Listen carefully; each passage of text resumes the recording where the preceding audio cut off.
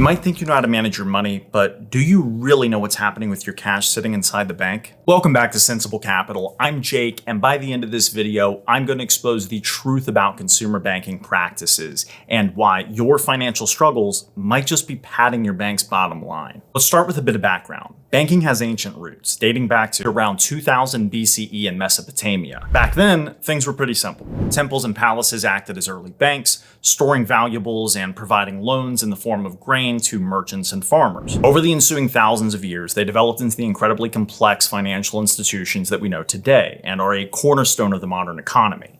But along the way, they developed some practices that might surprise you. How banks make money. Now, we've all got at least some idea of how retail banks make money. Their big revenue generator is typically lending. They take deposits from some customers, pay them a small interest rate, then lend that money out to others at a higher interest rate and pocket the difference as profit. It's a form of interest rate arbitrage and is the bread and butter of retail banking. But hold on one second. Where's the bank getting the money from to lend to other people? When I look at my accounts, I don't see them moving anything around. Welcome to fractional reserve banking, a system that's been around for a pretty long time and evolved quite a bit. Basically, the Federal Reserve determines what's known as the reserve requirement ratio, or the minimum percentage of deposits that a bank has to keep in its reserves. Since the Fed was established in 1913, the percentage requirement has fluctuated based on a number of factors, from as high as 26% to its current low of 0%. Yep, you heard that right. Since March of 2020, your bank is technically not required to keep any reserves. If you walk in and deposit $1,000, the bank can take that $1,000, pool it with everyone else's deposits, and then lend out every single dollar and then some if it wanted to. Yes, the bank is able to essentially create money out of thin air, adding to the total money supply. Traditionally, you'd be able to use something known as the deposit multiplier formula to figure out exactly how much. Using this formula of 1 divided by the reserve ratio, if the Fed set the requirement to 10%, for example, 1 divided by 0.1 gives you 10, meaning that for every $1 in bank reserves, $10 can be created and added to the money supply. The lower the requirement, the more money can be created. But remember that we're currently sitting at 0%. You can't just throw it into the equation because dividing by 0 would be undefined, meaning that, at least for right now, the equation's useless. Now, before you freak out thinking that everything's about to collapse any minute now, just know that the Fed's evolved quite a bit and put in place other measures to ensure that banks are prepared for future financial crises. Through interest rate incentives and other tools, they've created a system where banks still maintain reserves even at a 0% requirement. In fact, banks now maintain more in reserves today than they did prior to the financial crisis in 2008. Fractional reserve banking does sound scary, but like any other system, it has pros and cons.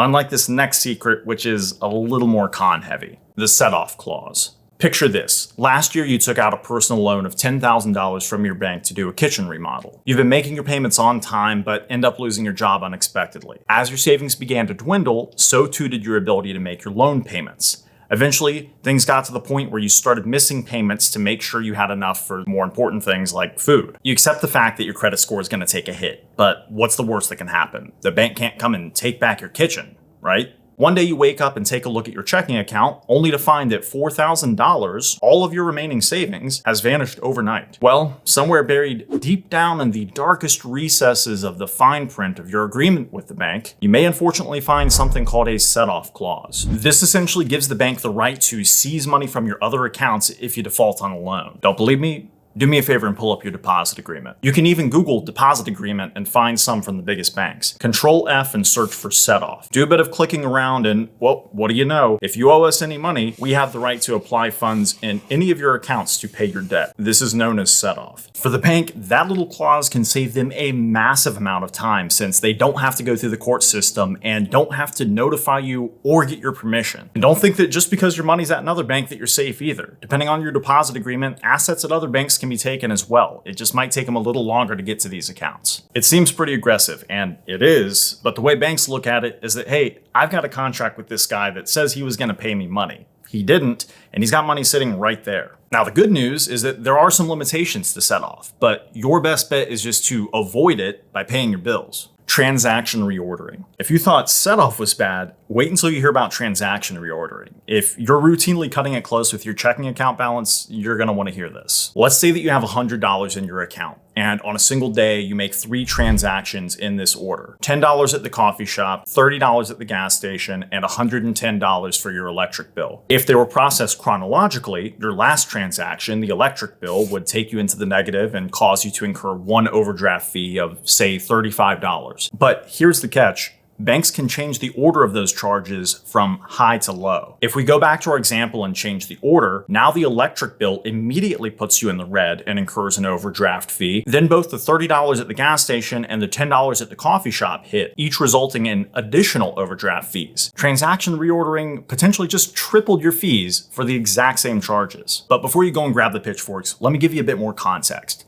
Transaction reordering isn't an inherently sinister practice. In most cases, it just comes down to how the bank's deposit processing is set up. Most banks should process transactions in an order resembling the following. First, debit reversals, then credit reversals, and lastly, debits. This is basically just saying that they should process any money deposited into your account first before any money being spent. Due to various factors, the banks typically can't process transactions in real time. So they're batched and then processed overnight. This is usually when reordering takes place. But here's the problem.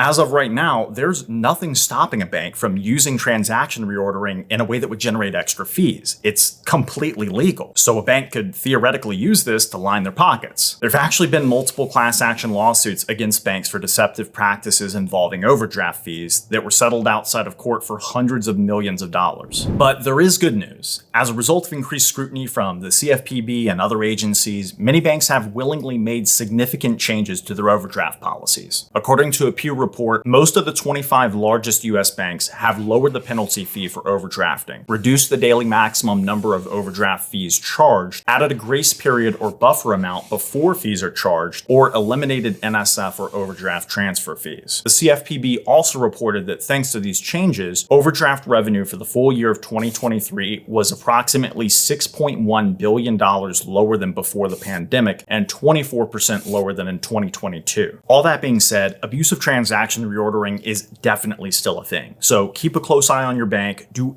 everything that you can to avoid overdrafting, and if you do, just ask and see if they'll drop the fee. It's becoming more and more common that they will. Don't forget to like, subscribe, and hit the notification bell. Thanks again for watching, and always remember to be sensible.